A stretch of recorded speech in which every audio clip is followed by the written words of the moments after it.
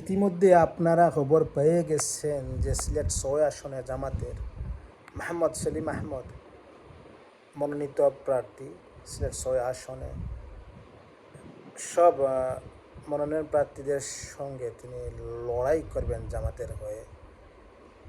আমি জামাত কিংবা BNP, NCP, Jamiat, জাতীয় পার্টি, যে বা যারা আসুক না, যেই দলেরই আসুক না কেন, আমি এটাই বলবো, প্রথমত গোলাপগঞ্জ বিয়ানীবাজারের ৬ আসনটা কারো বাপ দাদার নয়।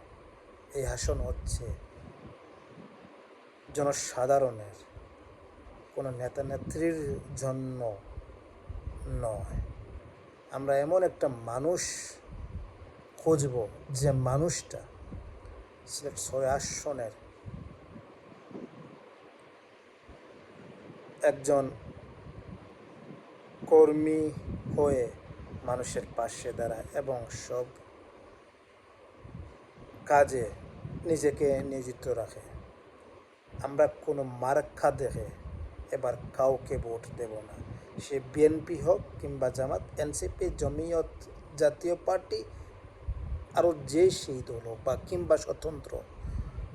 আমরা কারো মার্কা দেখে আর কারো চেহারা দেখে ভোট দেব না। এই জনগণ, এই সিলেট ৬ আসনের জনগণ এতটা সচেতন, এক একটা ভোট হবে নির্দলীয় স্বতন্ত্রভাবে।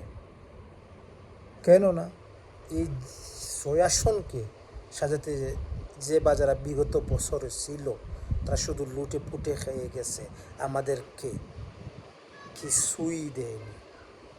কিছু দেয়নি। শুধু এই সিলেট ৬ আসনকে একটা কাজও করে যেতে পারেনি, যা খুবই দুঃখজনক। সিলেট ৬ আসনের জন্য আমি একটা ম্যাপ তৈরি করেছি, যে ম্যাপ দিয়ে